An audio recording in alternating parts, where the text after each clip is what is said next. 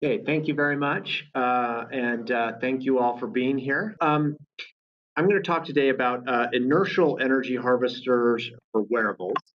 So this talk will cover work that we've been doing over the last couple of years in this space, and just kind of a note on terminology, so we're all on the same page. Inertial energy harvesters means that the energy harvesting is coupling some sort of motion into a mass, some sort of linear, translational, or rotational mass, and then that mass can the motion of that mass is then converted to electricity. So that's what we mean by inertial energy harvesters.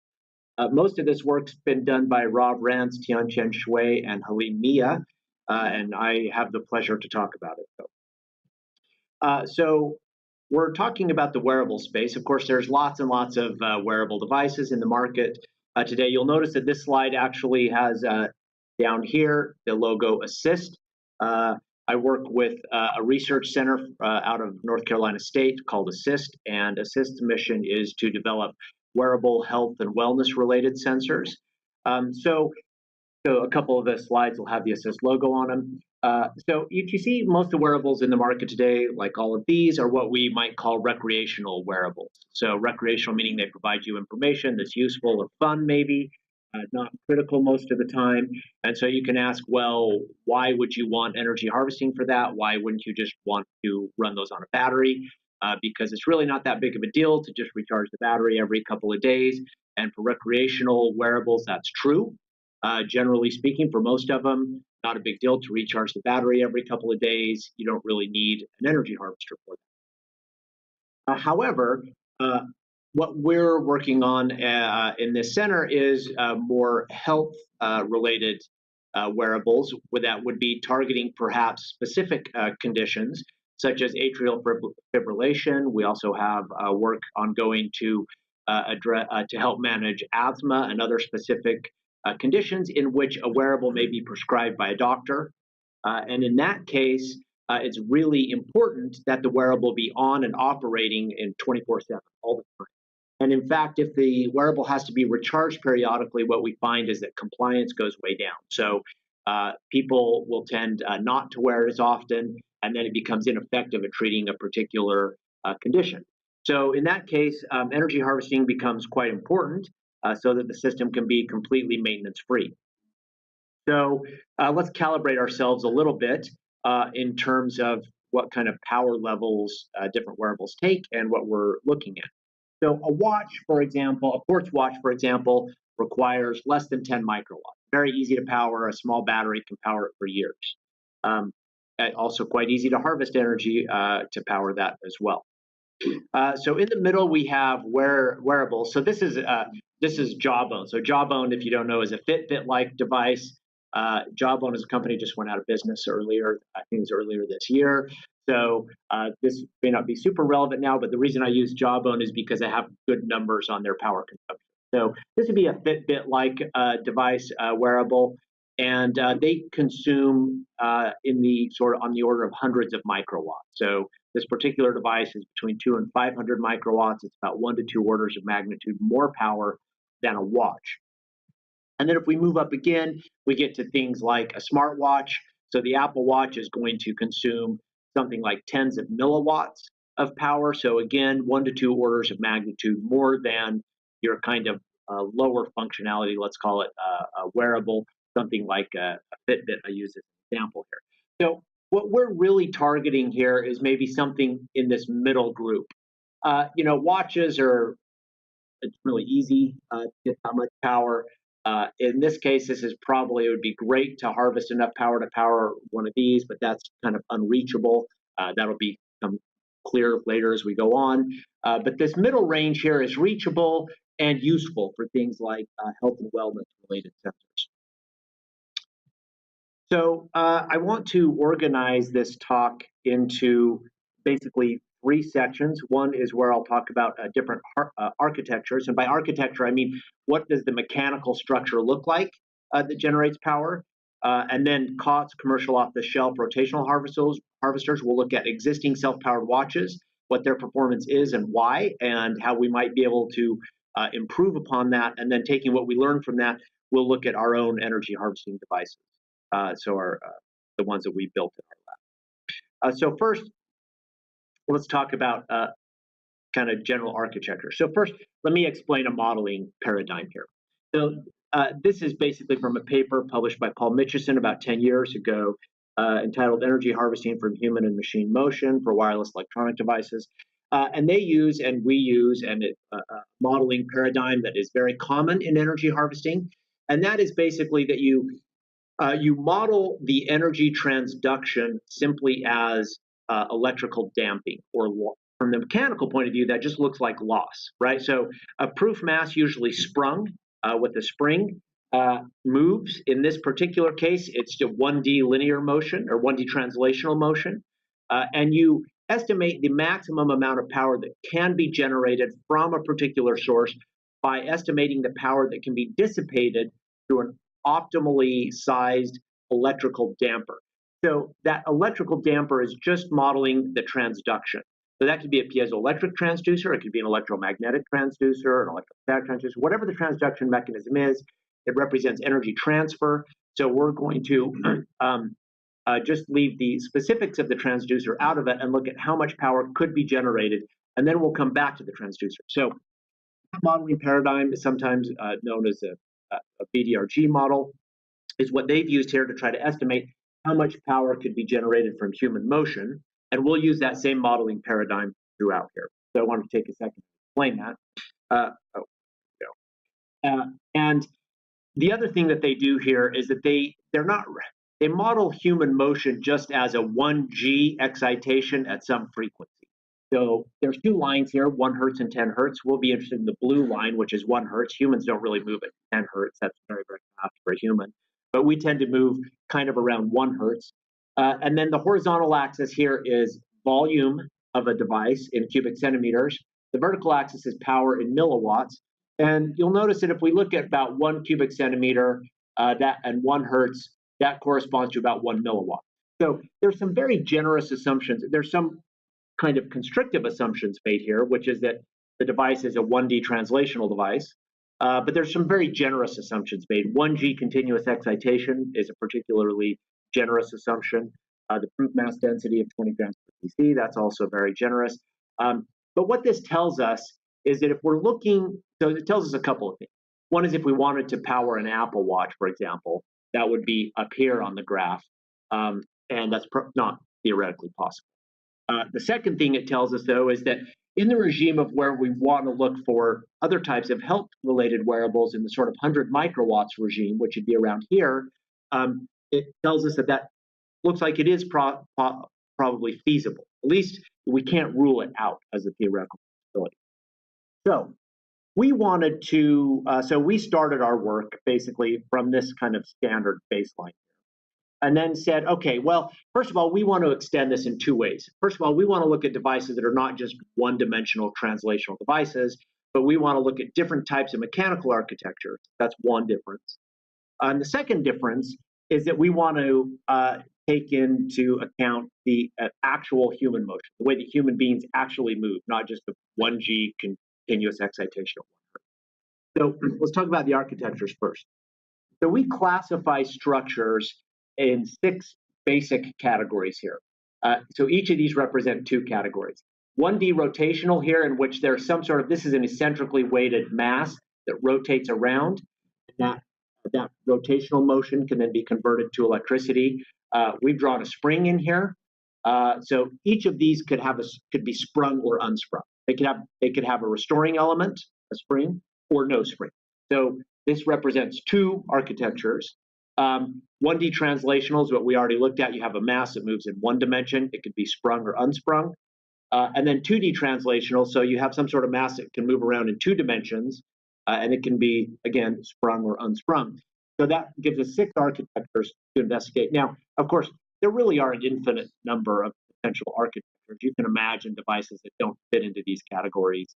We find that the vast majority of devices published in the literature and also commercial devices fall into one of these 6 categories. So there are a couple examples that don't fall into these categories, but most of them do. And so we're going to just kind of try to generalize around these 6 categories and ask the question, from each of these types of architectures, how, considering real world human inputs, how much power could be generated. So the architectures are step one. Step two is we want to get actual inputs from actual people. So what we do is we put 6-axis IMUs. 6-axis IMU is 3 axes acceleration, 3 axes rotation rate. And we measure that input from people doing various activities. So here we have Hamid, is his name, walking on a treadmill. This is Rob. Rob has 2 IMUs on his chest here. We also do them on the belt, the leg, the ankle, the wrist, and the upper arm. Hamid has one on his wrist right here. And we take and we measure the actual input in 6 axes and use that as input to our dynamic model. So we're using the same basic modeling paradigm here as I explained before, where we have kind of this generalized model, but in this case, it's 3-dimensional. So we're taking inputs from all dimensions. So it ends up being a little bit more complex. Also, the rotational devices, the dynamics are nonlinear, so the nonlinearity adds complexity as well. But taking that, so we'll take that model and we'll try to estimate how much power output we could get. This graph is really just to show you that we actually do build devices in each of these categories, and we measure them and we validate our model. So this is 10 different subjects walking on a treadmill, measured and simulated power output. The only really important thing to show here is that the model there's a lot of variation from person to person, but the model is reasonably accurate. It's not perfectly accurate, but it's reasonably accurate in tracking, in estimating how much power we generate from the devices. So we trust the models. And then, so what we do then is, so this is the output from a simulation study, and I should just kind of point out a couple of things about this. So first of all, what we do then is we take each of the architectures and we let the different parameters such as diameter, thickness, we keep everything within a 1 cubic centimeter volume, so that's one constraint. But the dimensions can change within that 1 cubic centimeter volume. And then the spring stiffnesses and the electrical damping level can change. And then so for each of those architectures, we run it through the dynamical model. We run it through a pattern search optimization algorithm in MATLAB. We find for the human input, for the 6-axis human inputs, we find the optimal structure and then the amount of power that can be generated from that optimal structure for the different human inputs. And then this is the result of that study. So again, the error bars here show this is 10 subjects. And so you'll see that the min and the max, the range here represents the min and the max. So there's a lot of person-to-person variation. The other thing to note here is there's only 4, not 6 architectures shown. The reason for that is the 2D optimization, the 2D translational architecture, the optimization always reduces that to a 1D translational architecture. So in all cases that we've considered, the 1D translational architecture is always better than the 2D translational architecture. And so the optimization always drives the 2D to a 1D, just shrinks one of the dimensions down to 0. So we've left that off the graph here. So on the left side, you have rotational structures. On the right side, you have translational. And then this and this have with a spring, and this are without a spring. So we notice 2 things, and then the dots are the mean value. So the red line is the median, and the dot is the mean. So 2 things, maybe 3 things to point out here. First is, this is walking data, and it's on the wrist. So a couple things to point out.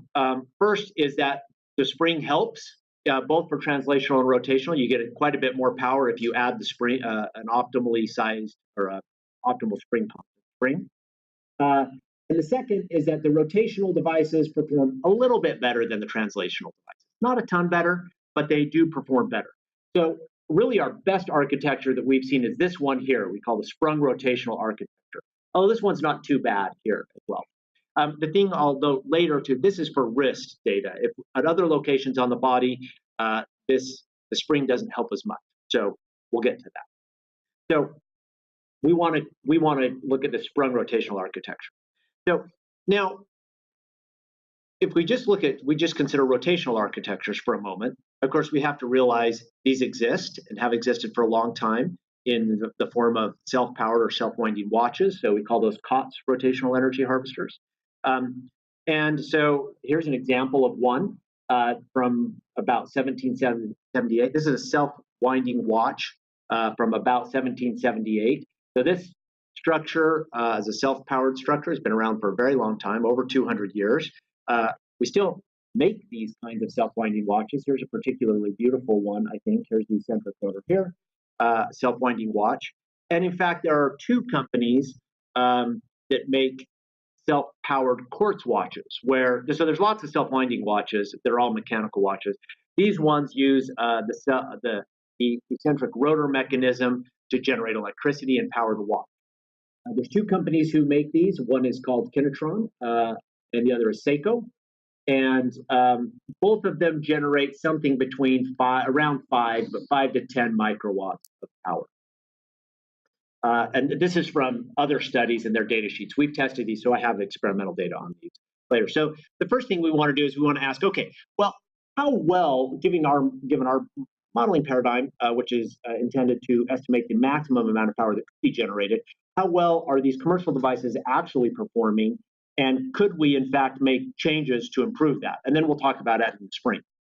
So what we do is we're applying the same modeling paradigm here. I won't go into the details of the mathematics, but this is basically the dynamics of this structure here from a 6-axis IMU input, and the power output is just the power dissipated by an optimal electrical damper there.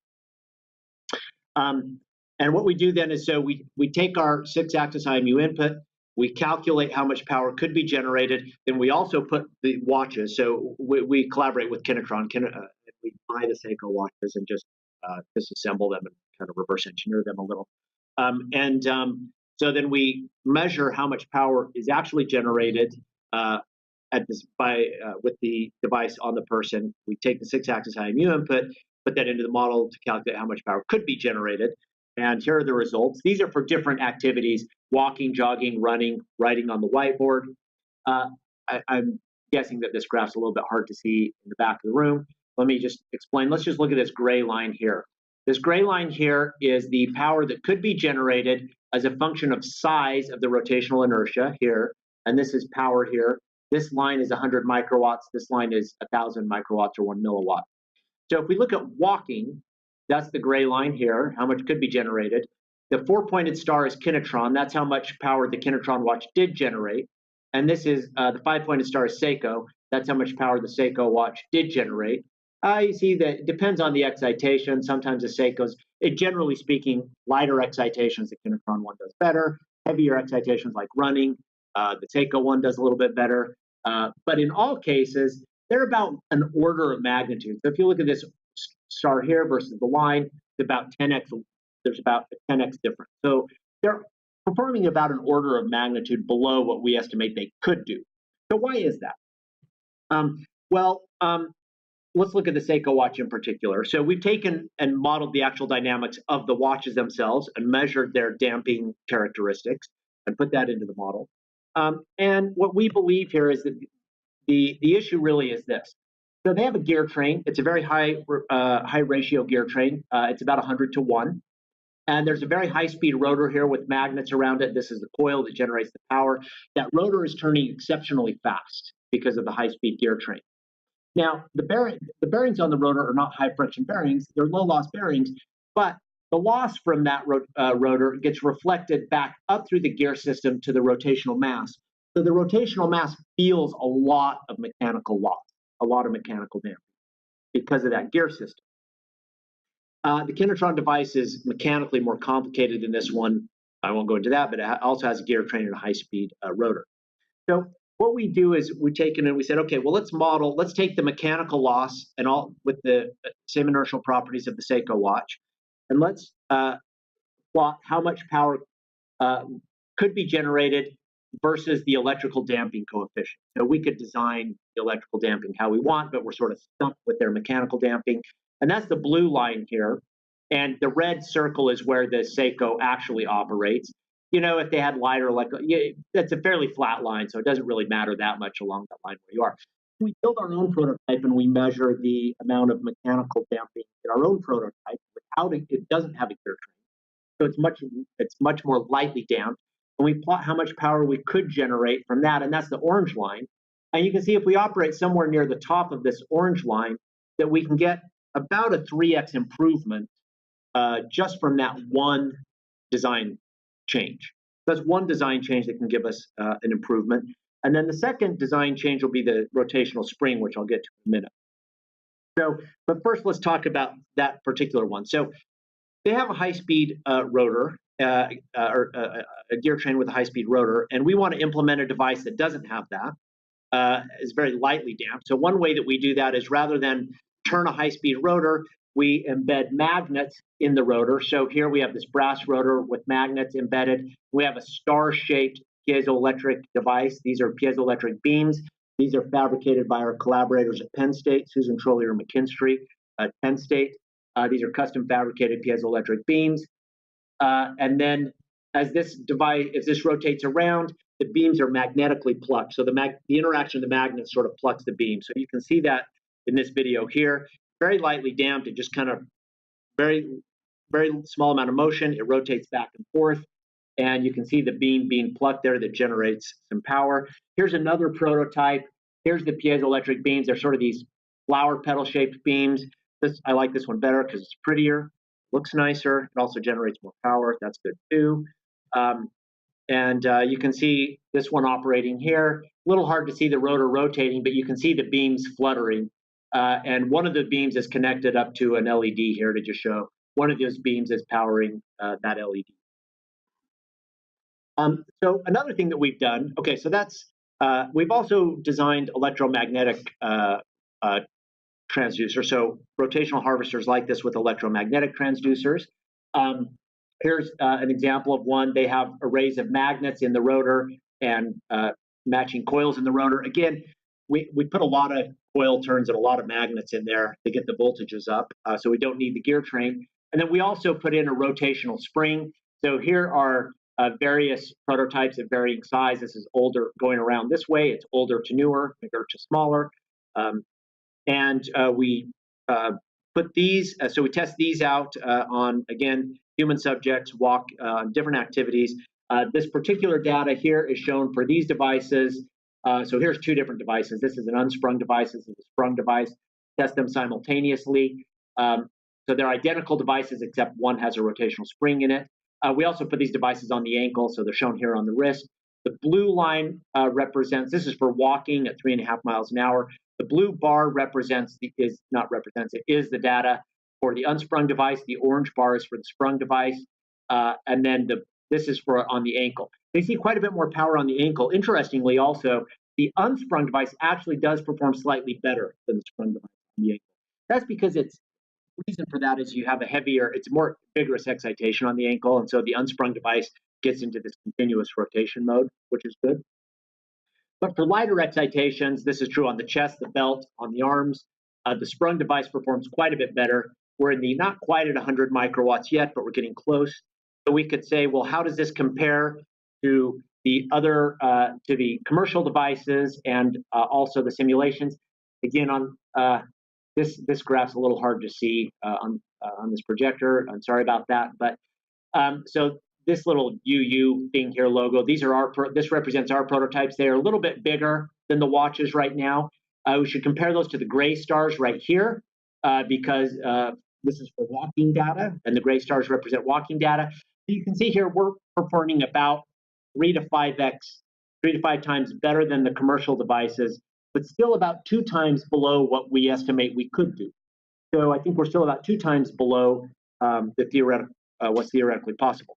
So this is just sort of a comparison table with other publications. I think that's in the paper as well, so you can go look at. I won't go into detail there, but you can go look at that. So sum up sort of what we've found, what we've determined with regard to energy harvesting for wearables. First, the rotational structures seem to be the best architecture, especially for devices worn on the wrist. The addition of a soft rotational spring significantly enhances the performance. The existing performance of inertial energy harvesters, so this is both in the academic literature and commercial devices, is well below what's theoretically possible. We're getting better, we're getting closer to the theoretical maximum, but there's still some more improvement that can be done. And the power numbers there are on the order of 100 or so. Theoretically, we can get a little bit more, a few hundred microwatts per cubic centimeter, which would get us in the range where we could power some, health-related wearables. So with that, I'll conclude. I just want to acknowledge the students who have done most of this work and the organizations that have funded this work. And with that, I'll take questions. Thank you.